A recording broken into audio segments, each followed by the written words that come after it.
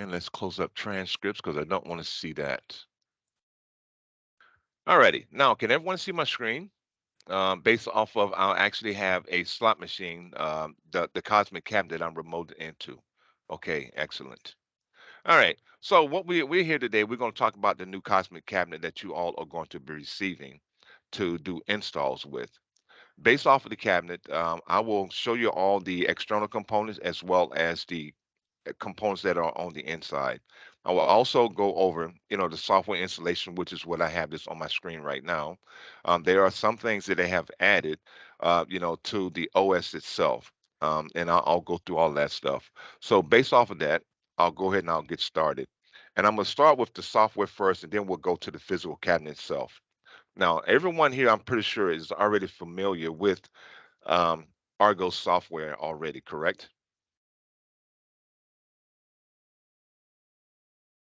All right.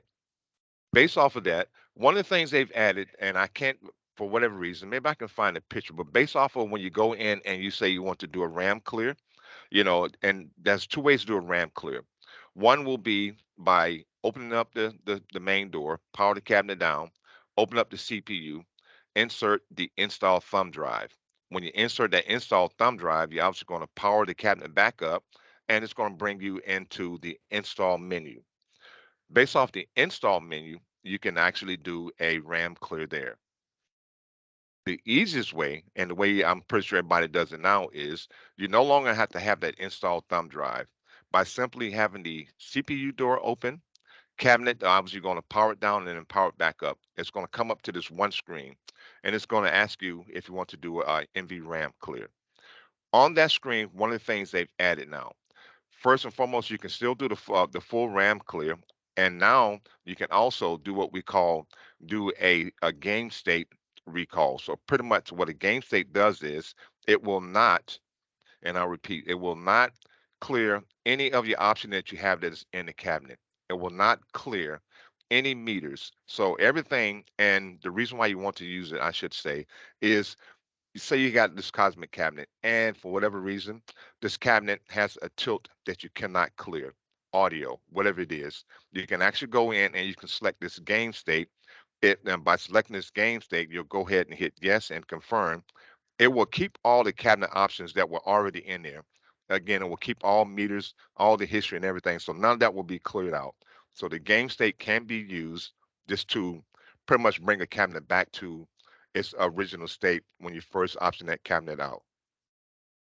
Now, based off of the RAM clear on the same page, it's going to you obviously you're going to see a little box that's going to be under that box. It's going to ask you if you want to clear persistent data as well. So it's pretty much a little box, and you put a check mark in that. When you do the RAM clear and you put a check mark box, yes, that includes game meters. Sorry about that. I just saw a question popped up.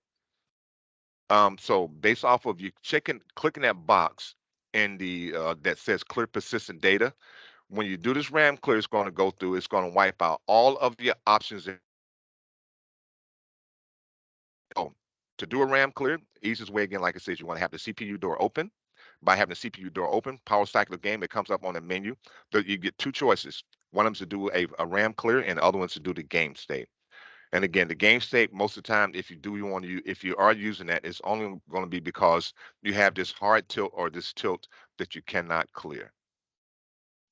After you went in and you've done the RAM clear, the very first thing is going to come up.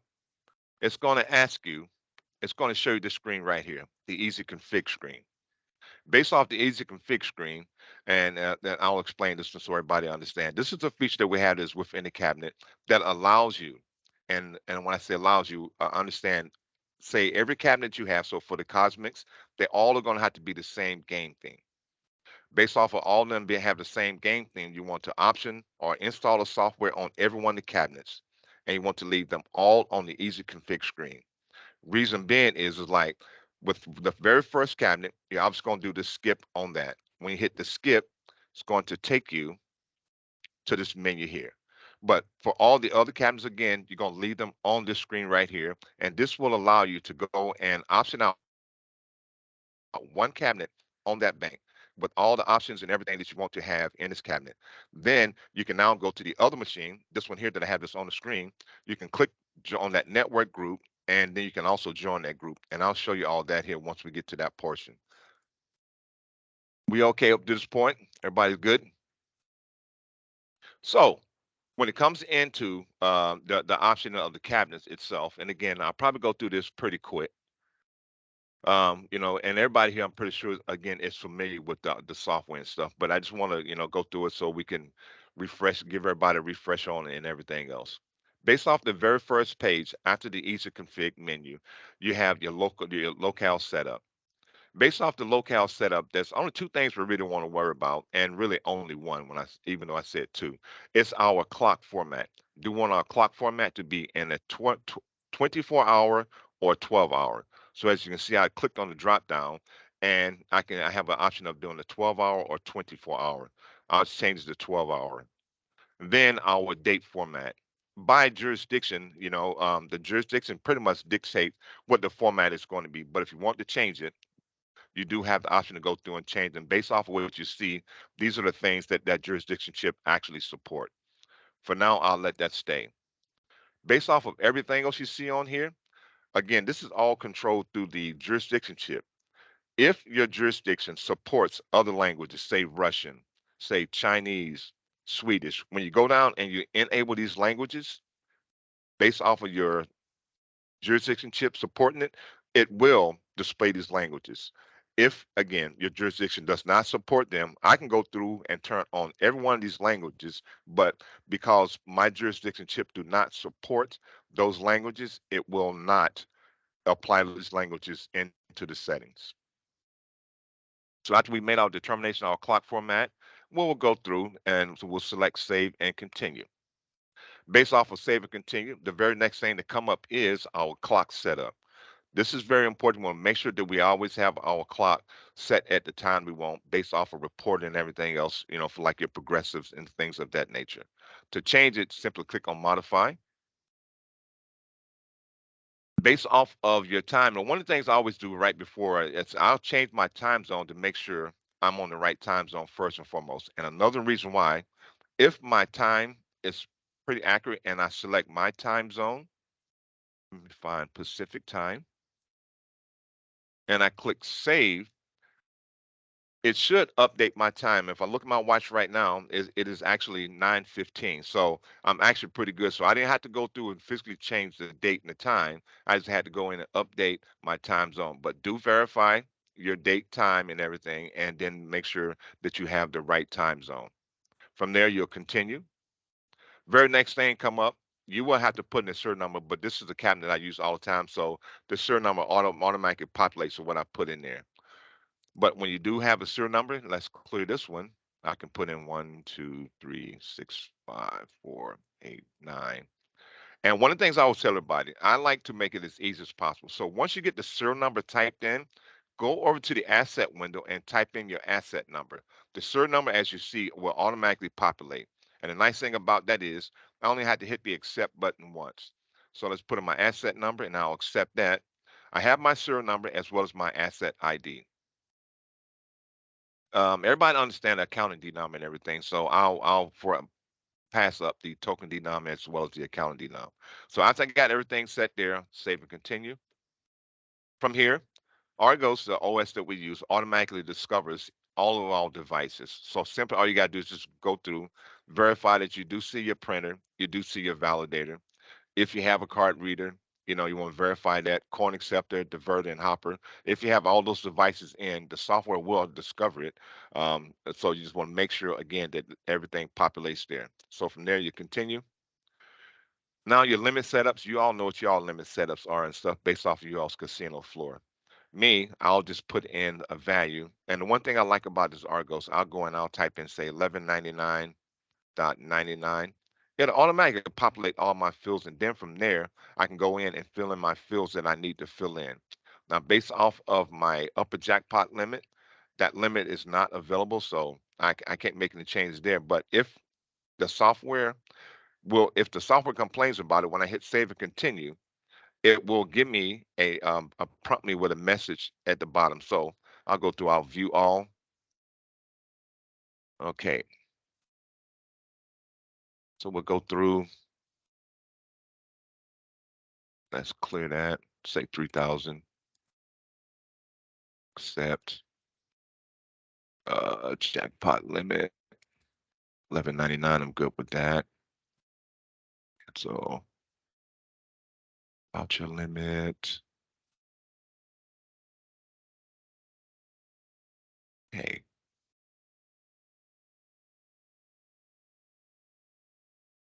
let's just change this one. Clear. Back to 3,000. Accept. Now we'll save and continue. Ion network setup. Based off of us using the easy config feature, you have to enable the Ion network. Obviously, all the cabinets are going to be on a switch. They're plugged into the same switch, I should say. So you want to go through and enable it. But let's say you do not enable it. I'll show you what happens if you don't. So we'll pass this up for right now. So we'll say save and continue. Now, I'll ask you a question. Do you want to complete your setup? We obviously want to complete our setup, so we'll say yes. Based off of that, you'll now go through and you'll have to set up or select your denom groups. Based off of denom groups, you cannot interchange them. So based off my 1 cent, 2 cent, 5 cent, 10 cent, I cannot mix it with the 10 cent, two times, five times. So I cannot select or take make choices from those. You have to, based off the group, use that group that you have that is there. So we'll go through, finish this one up, this one, and this one. We'll say next.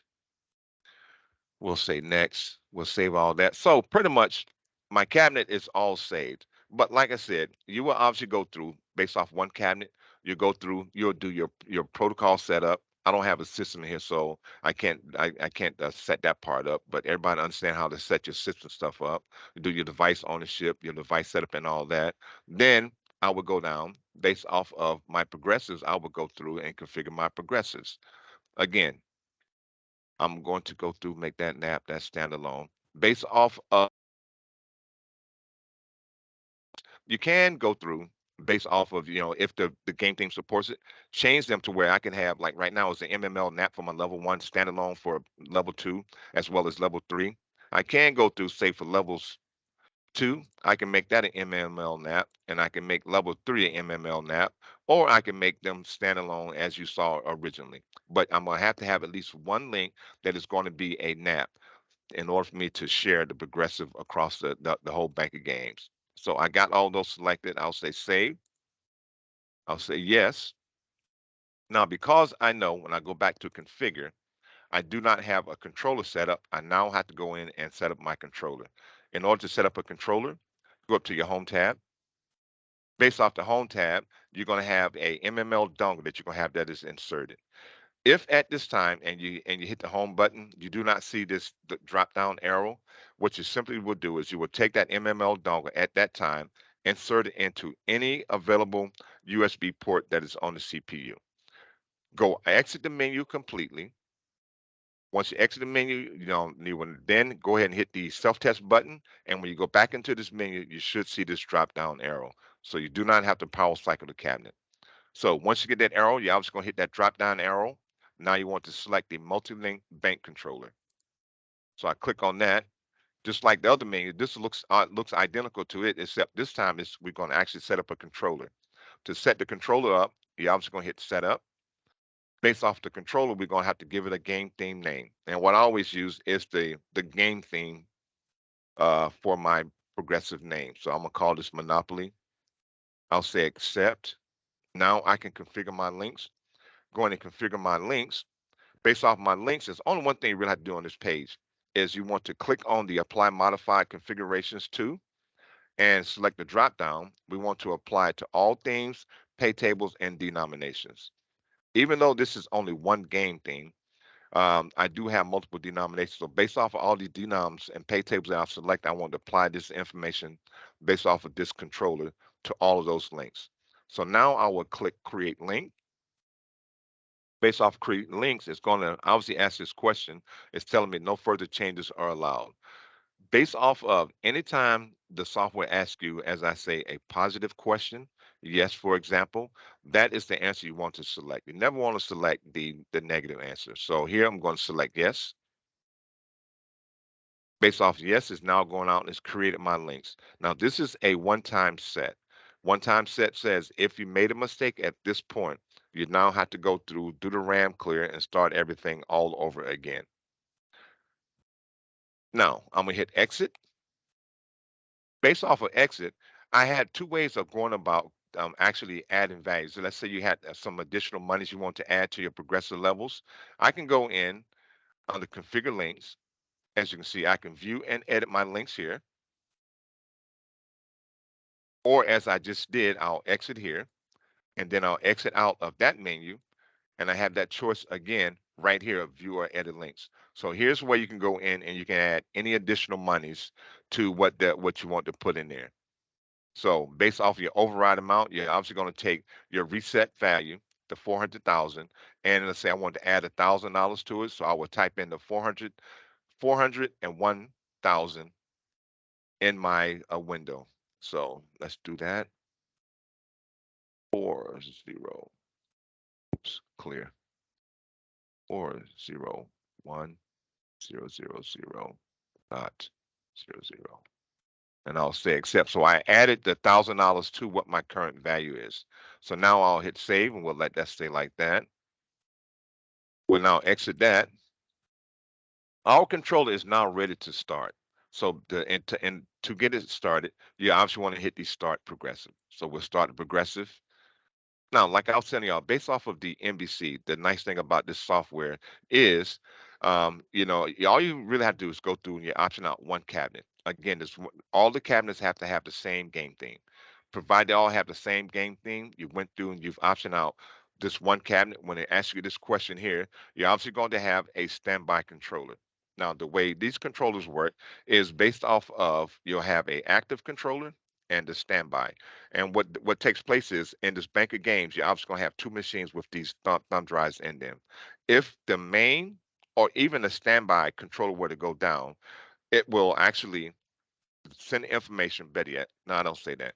If the main cabinet were to go down, what's going to take place is that standby controller will now take over or take place of the active controller. So that standby will now be the active controller. All the information from the active controller, your reset values, your current values, everything pertains to the progressive will now it will carry over to the standby controller. So here I'm going to hit yes because I want to confirm that that is true. So we pretty much got our progressive all set up, but there's still some things we need to do. Again, we're going to go back up to our home. Based off our home, we want to hit that drop down arrow and we want to go back into our EGM mode. Now remember, we were working on our progressive, so we want to go back to our progressive. I'm gonna hit setup, go back into my progressive.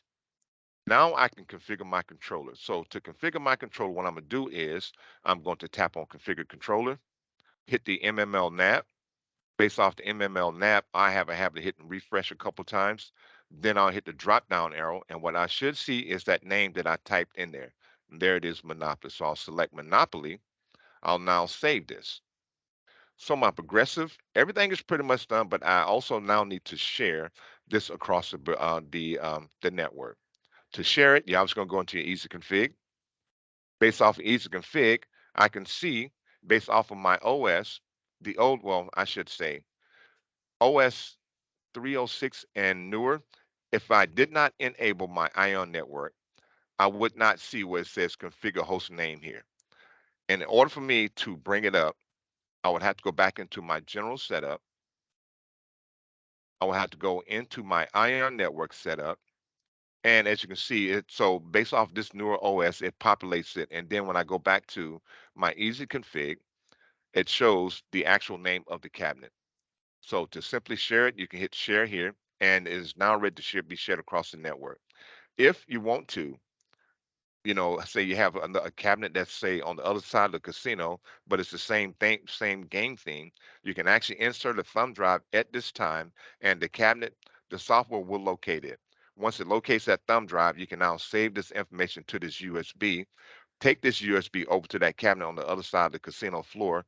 Insert it on the easy config menu, which is where we're going next. Insert the thumb drive into that easy config menu, and you can now select the USB option, and it will copy from that USB. So everybody understand that. Now, network based off of we've got the one cabinet completely set up, ready to rock and roll. I can now go to my network group and I'll click on this window. Based off the network group, there's my name Progressive, based off of what I saw in our Ion network setup. So I'll click Progressive here. I'll now click on Join Group. Based off a join group, nothing happened. But what's going to take place is you have to hit the refresh list. So I'll hit the refresh list, and there it brings up that name that we saw that was in our easy config menu. So by me simply clicking on that button right next to where it says Mono BC-1, it gives me a drop down arrow, and I can now import this information to to the other game. So I'll now have two games that actually be up and running. And the only thing that I have to enter in as far as information will be that information that is unique to that cabinet. Every cabinet has its own unique serial number, and every cabinet will have its unique asset ID.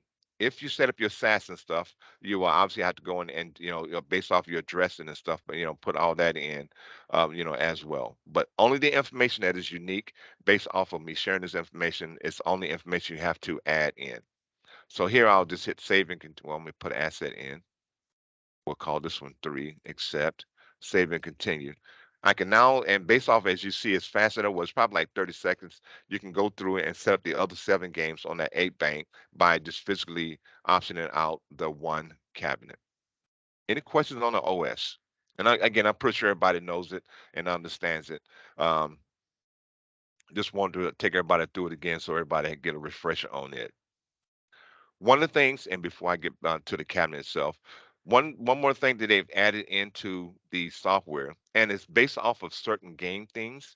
Certain game things you have to go in and require you to do some other setups, and I use this game as an example. So I went to my game setup, based off of my theme option setup and custom options. They've added this in, and based off of again certain game themes, you have to go through and you have to set some things up. So based off of this, my theme options, I can control my stops and all that stuff if I wanted to. Do I want to have my service button confirmation? Do I want to the collect confirmation button on? Or even run without physical real device. This is not a real game, so a mechanical real game. So these features are not will not be enabled. And then on the custom options, we now have it if we were to use a cosign player, and this game requires a special feature, so we would have to put in our cosign IP address as well as the TCP port that we're going to be using for this cosign. So this is something else that they've added into, the newer OSs that we have that is out there. So when y'all go through those, if you're wondering, that's what those are. Any questions on that? Let's exit out of that. There's my game. All right, let's take a look at the Cosmic Cabinet itself. Drop that down. Stop presenting that. Bring up my camera. Now, on the camera, I'm going to have to apologize because based off of the camera, and I want to spotlight for everyone. Okay. Now, question I ask when I go to my camera. On my screen, I see a very small window. On your screen, do you have the whole camera on your screen, or is this just a small box?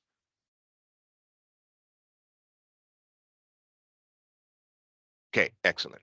Now, I apologize. I'm gonna have to apologize based off of the moving with the camera, but it's only because I don't have like a electronic system. So I'm going to move over to my camera and we're going to go toward the cabinet itself.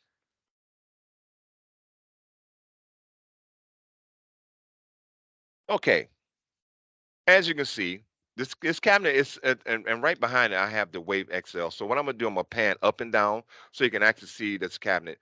The when you compare the Cosmic cabinet to the Wave cabinet, the Cosmic is actually smaller. It is one it is one complete monitor, and even though it has two, so if you would have to change the monitor out, you obviously will have to go through well, you have to take off the whole monitor in order to do that. So this is again what it looks like from top to bottom, and the game on the right is the Wave XL. All right. Based off of doors.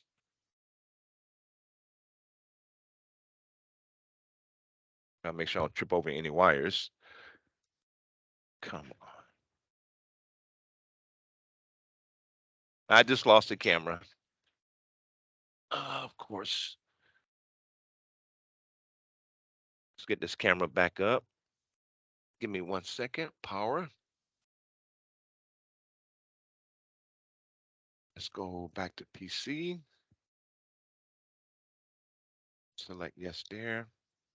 Put that back there. And let me check my computer real quick. Make sure I didn't lose it here.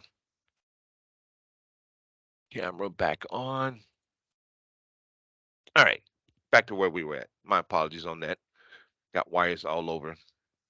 So based off of the doors, as I was saying, the main monitor here, that's going to be one of your doors. Obviously, that's going to be your main door. And again, this is the main monitor.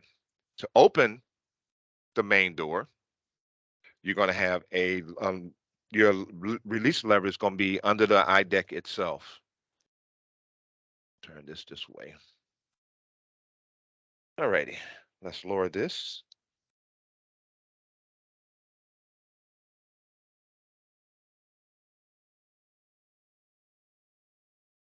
There's our iDeck there.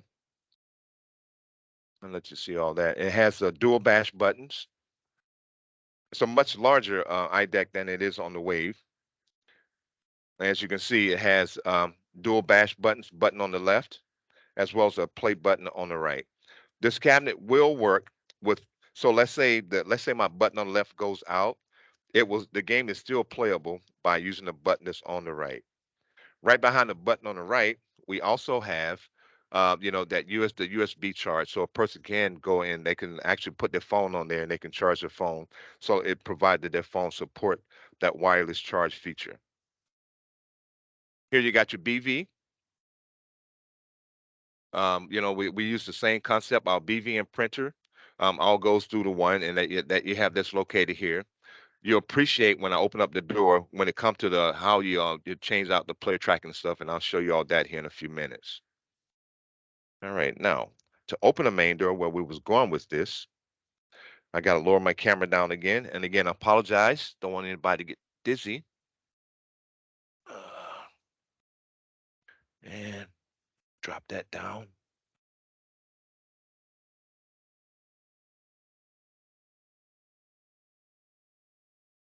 a little bit more.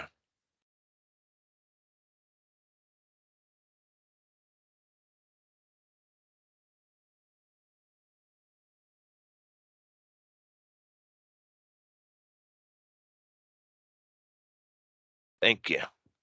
All right, that was a task. So right on the iDeck, you're going to have your release lever as well as your main door lock. That is located here. Here's your lock, and here's the release lever. It's pretty much the same thing we have as on the Cosmic. So you'll simply pull on it toward yourself, and you'll hear a little click on the main door. Now you can go back up to the main door,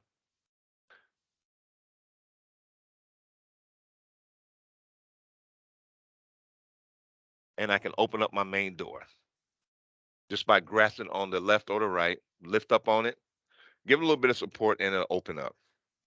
So that's how we go about opening the main door. To open the belly door, we close it. You have, first and foremost, your attendant key, and then you're going to have that's the way your belly door lock is going to lock. So first thing you're going to do is you want to unlock the belly door. Behind the main door, let me raise this up.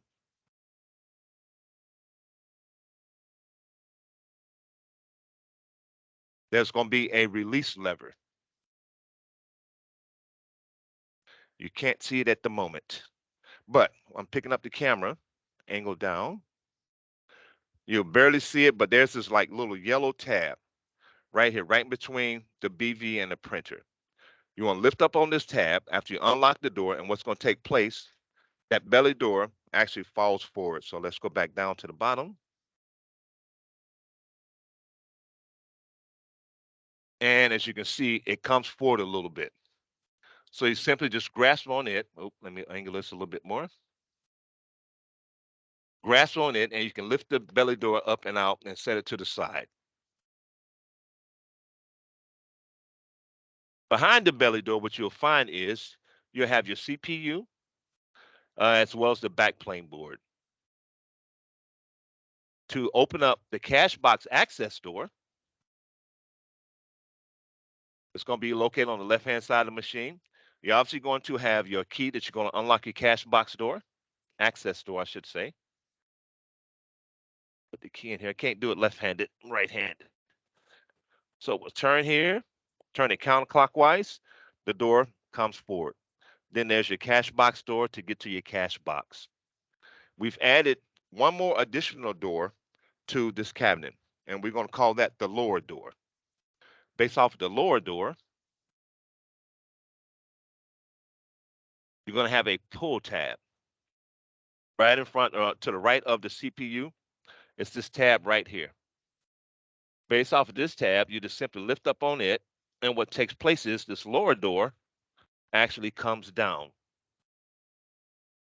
This lower door can be removed if you had to. You have a release lever over here and one over there on the right side. So I'm reaching here. So I pull those tabs and I can actually pull this door off as well.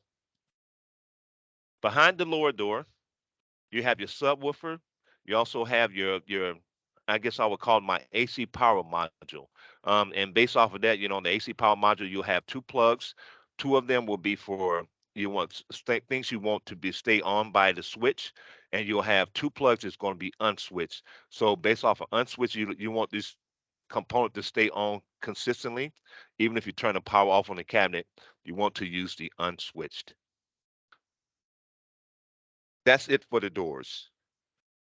Based off of what's behind the main door, and let me get this adjusted again.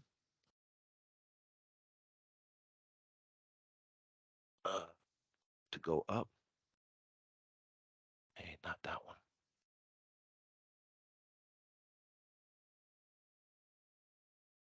And let me raise this up just a little bit. Lock it in place. Lock you. Lock you. And lock that one. Like I said, you all appreciate what they've done with when it comes to the player tracking and all that. But behind the main door, you obviously my cabinet is like the second generation. Your power switch is actually going to be on this assembly over here. So when you open up the main door, it's going to be right here on the left hand side. Bring this up just a little bit more. There we go. So your power switch is going to be here. Unfortunately, mine is in the very back, but this is where you will find your power switch. You will have your BV, which is again right there. I'm sorry, your printer, which is right here in the middle, and then you'll have your BV to the right of that. Just like we did with the Cascada cabinet, in order for you to service the BV, we have this lever here. It has a pull tab in the back. You pull that tab towards yourself and then push back on the BV, and you put the BV in the service position, and you can now actually service the BV as you need to, as needed, I should say. There's that.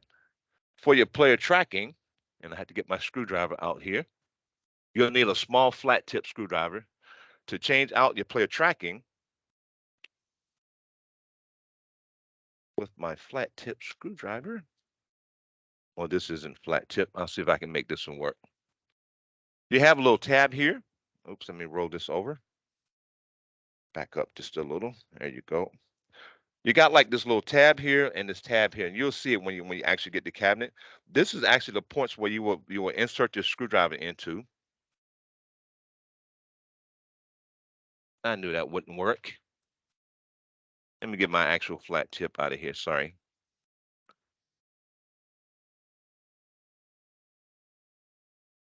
All right there. Okay. So I've simply just insert my flat tip in here, and I'm gonna give it like a little twist on the left side as well as the right. And what's going to take place is this plate actually comes forward, and I can now actually take it off. Put this out the way. So this plate comes off. You can set that aside, and then the blanking plate.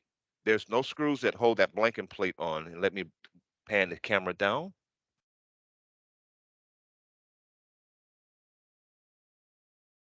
This blanket plate, all you simply do is you can just pop it out, and you can now insert your player tracking as you need to.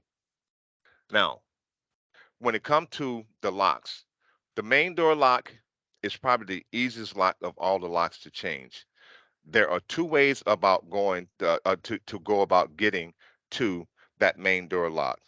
One way, and I can't, well, I can show you best I possibly can. Let me move this down a little. So I'm pretty much going in from the side to kind of point out where you want to look. Based off of this opening here on the eye deck or behind the eye deck, there's you can stick your hand in there. There's two thumb screws that you can actually get to if you want to change out the main lock. The hard way, and this is where I'm gonna show you, is you would have to go through and you'll have to actually open up the eye deck. To open up the eye deck on the very bottom of the cabinet, yes, you're gonna have six screws that you have to take out.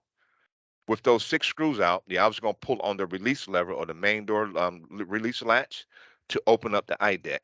Now make sure I am. So I've already got the screws out on this one. And what's going to take place, the eye deck will come up a little bit. But again, you have to pull on the release latch for the main door to lift the eye deck up. On the eye deck, they now have like this little kickstand to hold the eye deck up. Those two thumb screws I was talking to you about for the main door lock is situated right here. There's one here and there's one here. So again, here and one here. By simply loosening these thumb screws, and as you can see from the back, my fingers won't do it, but some people can actually do it. And what I'm doing, I'm loosening the one thumb screw now. Then I'll reach over and I'll loosen the other thumb screw. Probably got to go from this side on this one.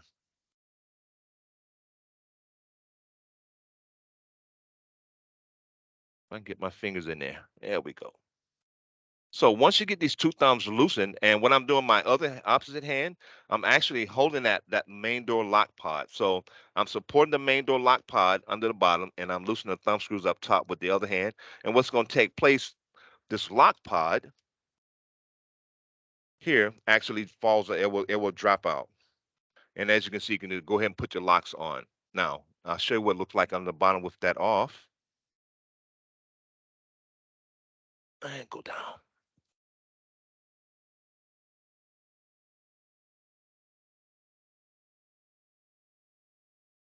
And move this up.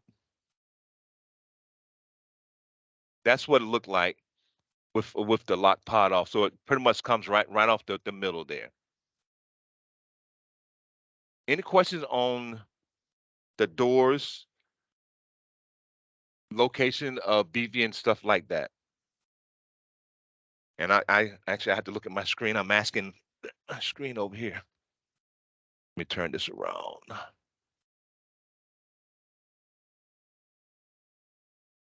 So I'm looking at the screen. There are no questions. Okay. All right. Now let's talk about some of the things that you will have to do, or that say if you had to do, how you go about doing it. The eye deck, because that was like the last thing we talked about, it actually comes off real easy. And Brian, what I'm gonna do, I'm pretty sure you may already have the YouTube link, but I've created a video that shows you how you go about removing the eye deck. Like I said, there's gonna be those six nuts that you're gonna take off of the bottom, from the bottom of the deck, and then what's gonna take place with the eye deck open. Back up a little bit. You got, as you can see, the wire loom. You're obviously going to disconnect both your buttons from your cables from your buttons, and then you want to pull the wire loom out. With that wire loom out, it's obviously going to hang freely. On each side of the eye deck, you got to have two nuts on each the left as well as the right. You want to remove this screw here on this side, and the same on the other side. And what's going to take place, you're also going to have this bracket right here that you have to take off. So, and this is held on with the two nuts that you have here. So you take these two nuts off, two screws off the left, two screws off the right, and the whole eye deck comes out after you got the harness disconnected. So the eye deck comes off real easy now. The main monitor, everybody's going to hate this one. I hate it myself. Let me adjust this. The main monitor, first and foremost, is going to require two people. What you're going to do behind the main monitor, if I can pan it up,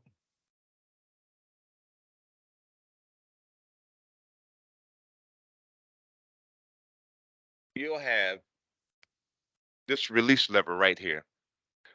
One person on one side and the other person on the other side, each of you will pull down on this release lever. While holding this release lever down, you're going to lift up from the bottom of the monitor, lift it up a little bit, and you want to pull from the top, out towards you. It's not the easiest thing, and I really can't demonstrate it in here, but in the manual, the service manual that I sent over, it shows you the instruction on how you go about removing the main monitor. But you have to pull down on this release lever and continually hold it down. And like I said, you one person on one side, you both will pull the monitor from the top forward, and it has this pivot that it rests on. Yeah, pretty much. Yeah, here it rests on this pivot right here. It rests on it. So when you pull the monitor forward, it'll actually rest on this mounting bracket, and then you can lift it up and pull it out. Power supply. The power supply is situated. Can I get enough light angle in there? I think right here. Hold on, I gotta model here myself for a second.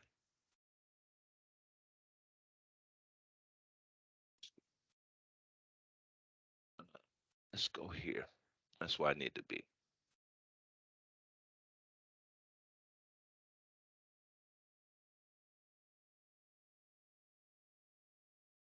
All right, that's about as close as I can get with that. The power supply is situated directly behind, on the back of the cabinet, but below the printer itself. You obviously have to go through and remove the printer. Printer itself comes out fairly easy.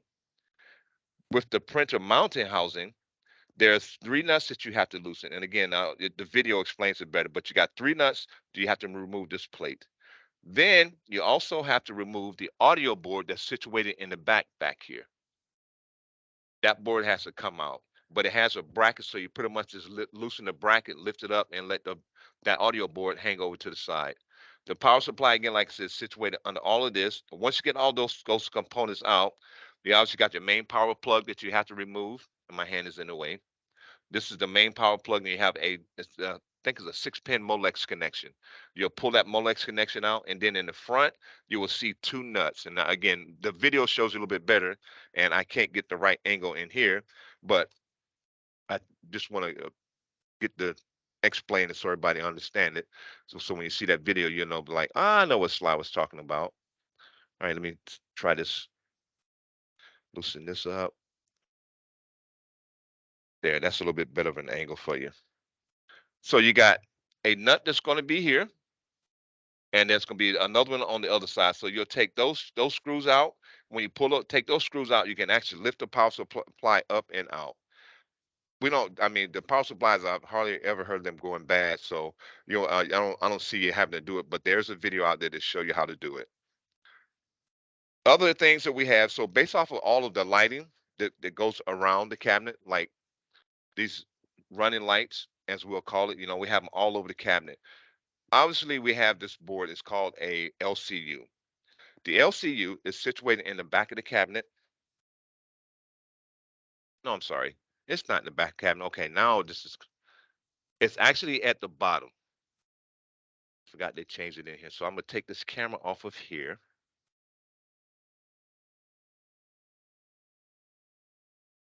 Try not to shake too much.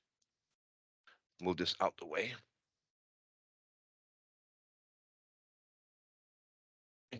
The LCU that controls all those lights is actually right above the subwoofer itself. So here's my subwoofer right here. You'll have the LCU is situated right here on the left hand side. So any issues with any of the running lights, again, you have a bottom left, Bottom right, you have the lights going around the monitor, as well as the lights going around the eye deck. This is where you want to come to troubleshoot at. You're going to take a look at this LCU board. What we have found in the past is like based off of the LED control boards, now not LCU, but the LED control boards, because what actually takes place is we'll come out of the LCU will go into the LED control board and then out from the LED board to all the LEDs themselves. In the past, we found that some of these LED control boards, and there's three of them, as you can see, those actually are were the issue causing the light so to not either come on or be a different color. And that's the only thing that I am aware of so far when it comes to troubleshooting or a known issue. Obviously, the monitor is something that could potentially go bad. It's a hard thing to change out, but based off of the LED lighting, the only thing that I'm aware of at this very moment is based off of the LCU board could be potentially issue, but most likely it's going to be your LED control boards. All right. Outside of that, I think we went through the whole cabinet. Last thing, this plate here, it does not come off. This cabinet does come with a sound chair, and based off the sound chair, they have it's like this little lock lever that actually this pin that sticks down, and you'll take the chair. You can slide it in this opening here. Maybe the angle that's better. This little opening that's where your sound chair will actually slide into. To release it, obviously it's going to be like a hex nut that's on the outside that you can actually see. You can take the Allen wrench, or I would say you use a ratchet with an extension 1/4 inch. You stick it in and you turn it, and it will unlock it, and then you can pull that chair out. But this plate does not come off. I just want to make sure let everybody know about that. All right, let me go back over here. Again, apologize for all that moving around with the camera and stuff. I need to come up with something that's actually a lot better, a lot easier. But based off of this cabinet, fairly simple cabinet. The locks are all the main door, door lock. I pointed that out to you. The easiest way to go about getting it, if your fingers are long enough and you can, reach in from the inside of the cabinet, you can go to those two thumb screws and you can unscrew it there. If you can't, the only other way is to open up the iDeck itself. Software, we went through all of that, showed you where everything is located at. Remember the power switch, it's going to be on the left-hand side of your cabinet, not like mine. Mine is in the very back on the right, but your power switch is going to be right here in this little housing. They have this there. All right, with that, going back over to the computer, does anyone have any questions? Any questions at all?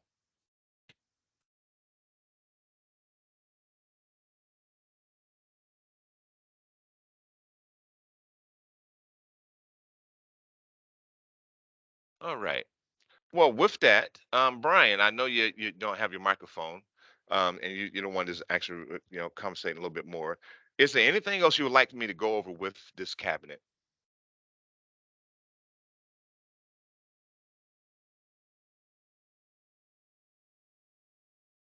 Now, one of the things I will be sending out to Brian, and Brian, he'll get out to the rest of you, is I will send him the link for the videos that that I was talking about that we have that is available for the Cosmic Cabinet. And I'm also going to be sending Brian a survey. So I'm now trying to actually critique myself and make my trainings a little bit better. The equipment thing, I know about that one, but I mean, if the focus or the things I was trying to show you was not clear enough, please, state those kind of things, so I can well have more evidence to get the things that we do need. With that, I'm going to go ahead and stop the recording first and foremost. Uh, record. Stop the recording. Brian